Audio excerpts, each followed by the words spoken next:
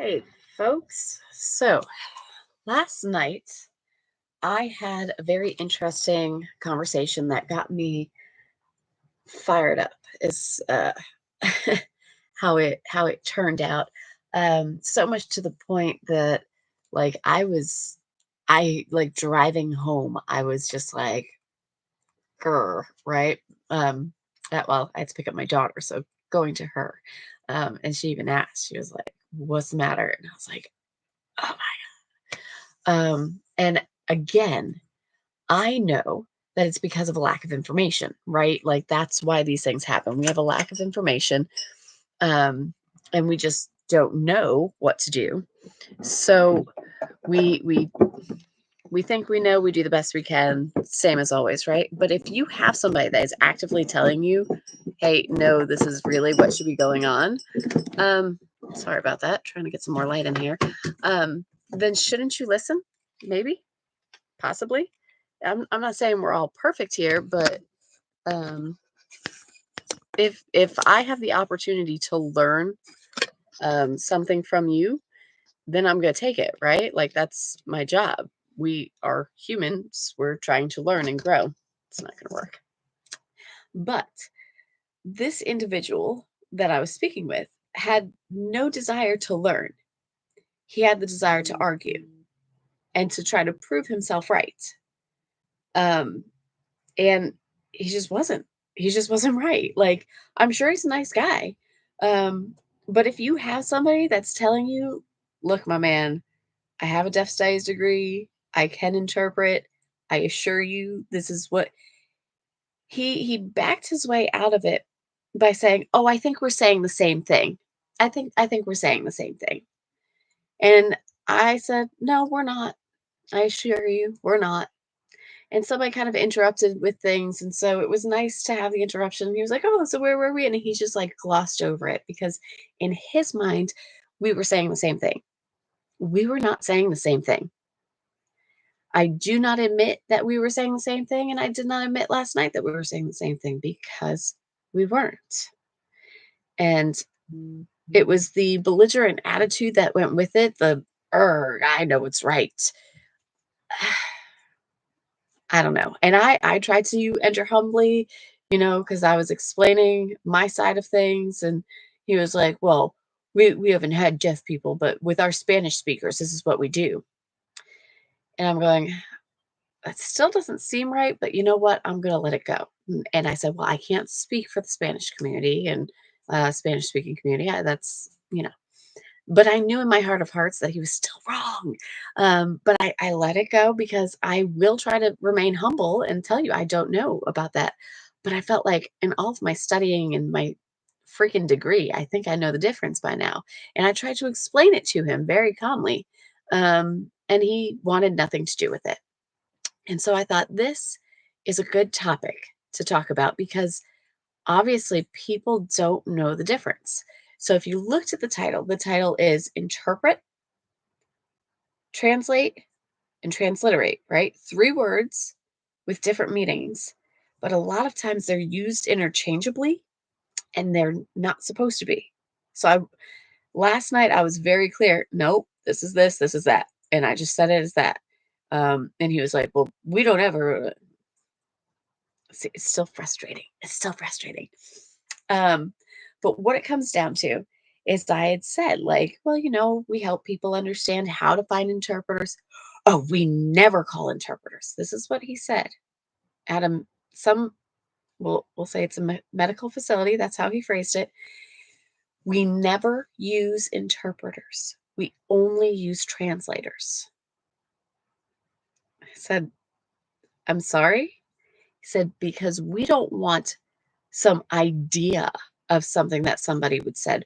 We want to know word for word what they're saying. And so we use a translator, not an interpreter. I said, sir, that doesn't work. I said, translation is for written, interpreting is for the spoken language. But besides that, and it kind of went back and forth, and I need to know exactly what they're saying. I said, sir, Deaf people are not speaking. They're not voicing to you. That's why they have the interpreter. You're not going to hear a sound, or you're not going to hear words. They are using their hands. Oh, well, I guess, yeah. And still, he said, I think we're saying the same thing. And I said, we're not. I said, interpreters are. Well, we can't have the concept of something. We need to know exactly what they're saying because it's medical. I said, oh, right. So when you ask somebody, has your nose been running? And I sign it exactly as running. I sign the sign run. And I ask somebody, is your nose running? They're going to answer no because their nose doesn't have feet to run. The translation, the interpretation of that is, your nose, is it dripping? We're not going to sign the word run. I ask people all the time, do you run your errands? Do you literally run errands? Who in here runs errands? We all run errands. How many of us lace up our sneakers and run to the grocery store? When I think of like, oh, I have a bunch of errands to do, I list things off like, I've got to go to the grocery store. I have to go pick something up from Staples. I need to go put gas in the car. I need to go get an oil change. So you're running to go get gas? You're gonna run, get a can, run to the gas station, fill it up with gas, run back? Only if your car is busted.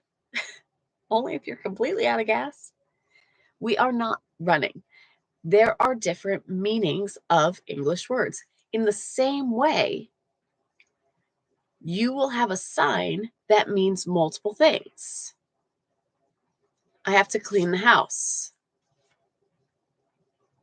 Clean. Nice to meet you.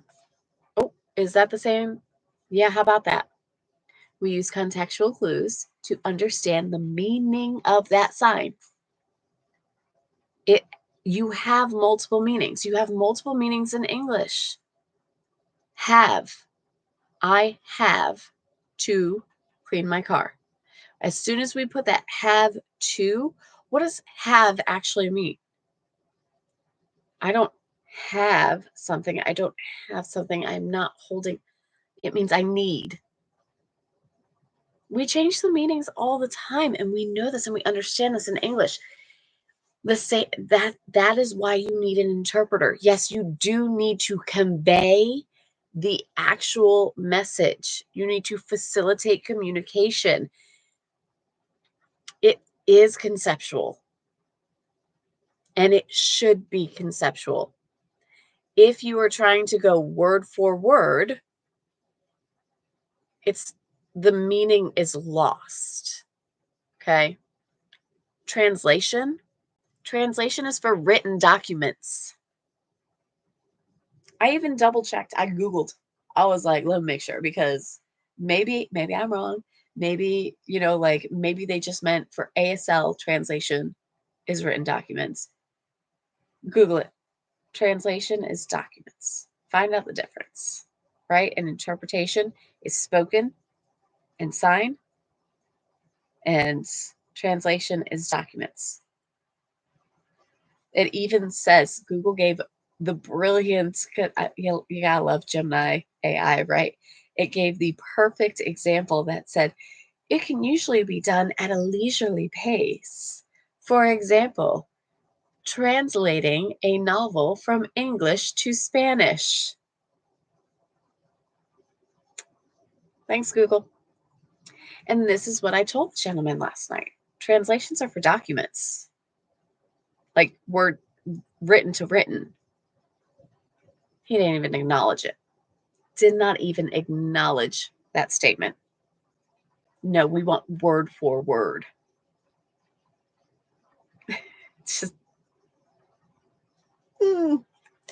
The third word I put up there was transliteration. Now, this one is ASL English interpreting type thing. It's how do I explain this in the easiest way to understand. For example, if I say something, if I give a sentence in English and I go to interpret it, but instead of interpreting it in ASL, I interpret the signs in English word order. You have to remember, ASL is its own language. It has its own structure. Like the sentence structures are different. They follow a different format, right? Time, topic, details. Like rhetorical questions are very much used all the time. If I'm going to ask, do you like football? I'm going to say, you like football, you? I'm going to repeat the you and I'm going to raise my eyebrows up. That is part of the grammar, and that's how ASL is set up. In English, it's do you like, so I'm going to have to, do you like football?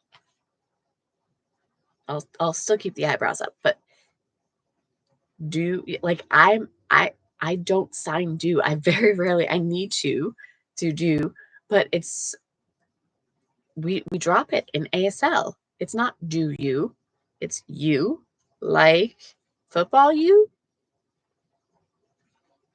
Do you like football? That's transliterating. So I've done all of the signs in ASL signs, but I put it in English word order. So that's transliterating. So again, all of these are like a preference of the person who needs it. Like somebody might prefer transliteration, excuse me, if they were maybe an English speaker who lost their hearing at 15 or something. Their brain might still work in English word order, and so they might like know the signs for it, but do it all in English type thing. For me, I can't. If I'm ASL, I gotta be ASL, and if I'm English, I gotta be English. I can't. I'm terrible at SimCom because my brain is like, you want me to speak in English and sign it in ASL? It doesn't work like that. I'm like, pick one language. I can do one language at a time, people. That's it. What do you want? What do you want? Nope, it's one only. But again, if that's what the person prefers, then that's what you do. If they would prefer transliteration, then you give transliteration. And that is for the interpreter to know and do and all of that. The other part of transliterating is that you focus on the meaning more. So ASL is more conceptual, whereas transliterating is more about like the meaning of the word. So picking the right sign for that word versus like conceptually with ASL, there are things that you can drop or add. It's because it is more conceptual. Though it does have a science behind it. Like it's not willy-nilly. You don't get to just pick and choose. But yeah. So ASL is more conceptual. Transliterating is it's signs, but in English word order, or vice versa. So I know that we do what's called glossing in your deaf studies degree. It is awful. It's so hard. But when it goes from signing to English, when you're transliterating and you're glossing, you're writing down the sign. And then like you just go like you're writing the English word for that sign. And you just kind of put it in the ASL order. And like you're not translating it into English.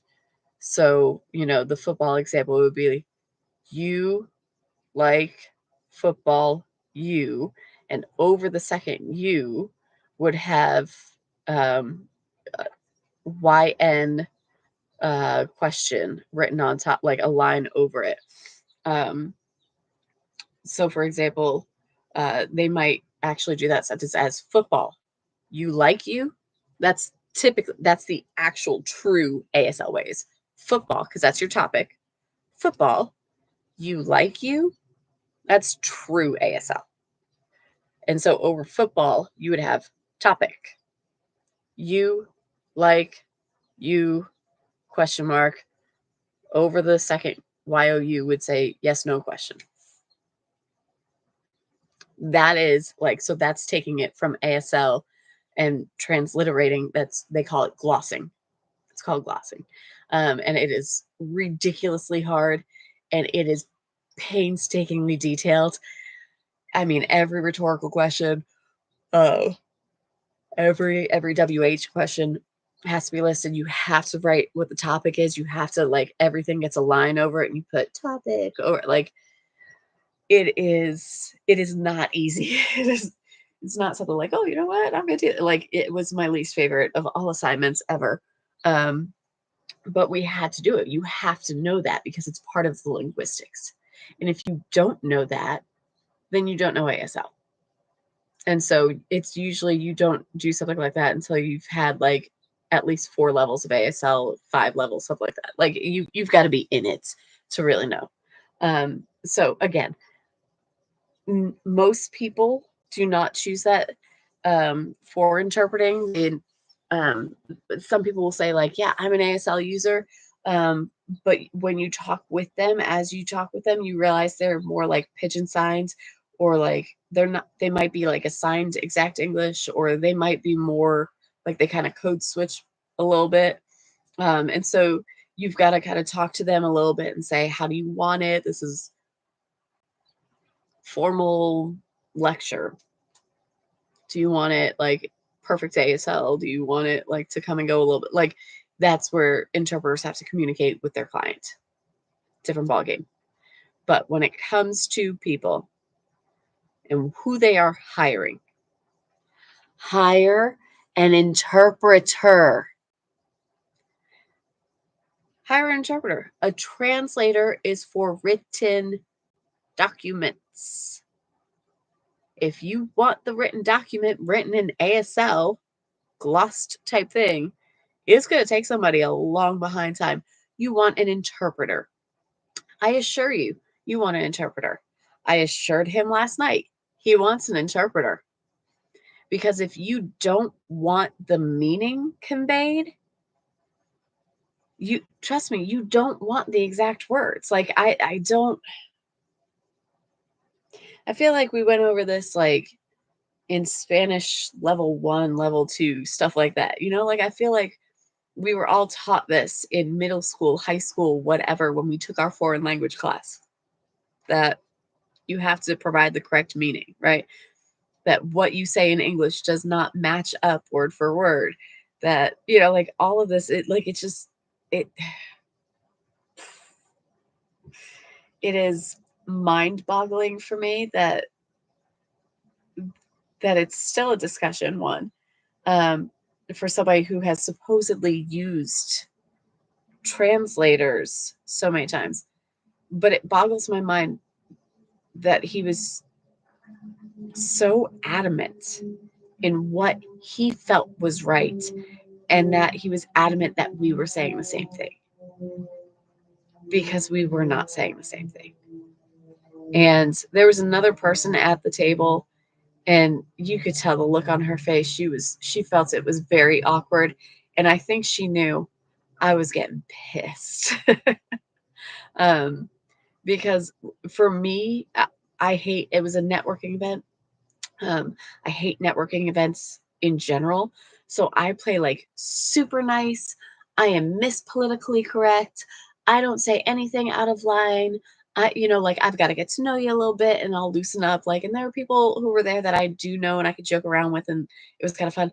But there were some people that was like, I don't know you. We're gonna play nice. We're gonna do all the right things. And just that situation, for me, for you, for myself to be pushed in a place where I said, no, sir, I assure you, as somebody with a deaf studies degree who is an interpreter, you want an interpreter, and to still get a pushback from that. I've never left a networking social type thing so completely flustered in my life. And it really sucks because I was having such a good day yesterday, and it was not the way I wanted to end. And I went home and I ate some ice cream and I ate some tortilla chips, and I was like, forget it, I'm done. But I was trying to remind myself in that moment, he doesn't know. He honestly doesn't know. He thinks he knows. He thinks he knows what's right. And isn't that always the case? But he didn't want to be told he was wrong. And that's where my struggle was. I'm told I'm wrong a lot in my life. I'm a mom. My kids are happy to correct me, especially the genius one who's super smart and just, you know, I get it. I get it. I'm used to being corrected. It's not fun. Nobody likes it. But if you're trying to better your work, if you're looking to take on new clients, whatever the situation is, don't you want to know what's right? Like that's my it's my mindset. All of these educational trainings that we go out and do that ease provides, all that we do is to help people know and understand and grow. And it is just really frustrating when you meet somebody that's like, I am who I am and I don't care and what I do is right. And I just have to remember that, you know what, there are going to be these people everywhere. But what I'm hoping is that this video, you can then take it and go, I had no idea what transliterating was. I didn't even know that was a thing. Or that you could say, oh, there's a difference between translating and interpreting. Huh, okay. And do your own research on it. You take my word for it. Go look at it yourself. And I will say I left on a good note last night. Despite being angry, I handed him my card and I said, if you want to continue this conversation, just let me know. Because I do hope that maybe he'll think about it. Maybe today, maybe tomorrow, next week. Maybe he'll stop and go, why did she say interpreters are better? Maybe he'll get on Google and he'll check out interpreter versus translator and go, oh, I guess I do need an interpreter. That's my hope. That is my absolute hope. So, again, I am not an expert. I know what I've been taught. And I feel like I got a very thorough education. I worked my tail off. I have read so many books from deaf culture, deaf community, interpreting books, interpreting like just all the things with interpreting. I've been there. I've read all the things, and I've sat through the lectures, and I've taken in that knowledge with every sincerity and serious mindset that I possibly could. To me, it's important. So I'm not taking it lightly. As I go through as I went through those classes, it wasn't like something that I was just like, oh, I'll get it done. No, I wanted to know as much as humanly possible. There are books I had to read twice, and I did. I did. So that is your hot topic lesson for today. Translation, interpreting, transliteration, they are different. They are used differently. They have, there's a reason why they're different. And if you don't understand them still, that's okay. Keep doing your homework, and let me know what else you hope to learn.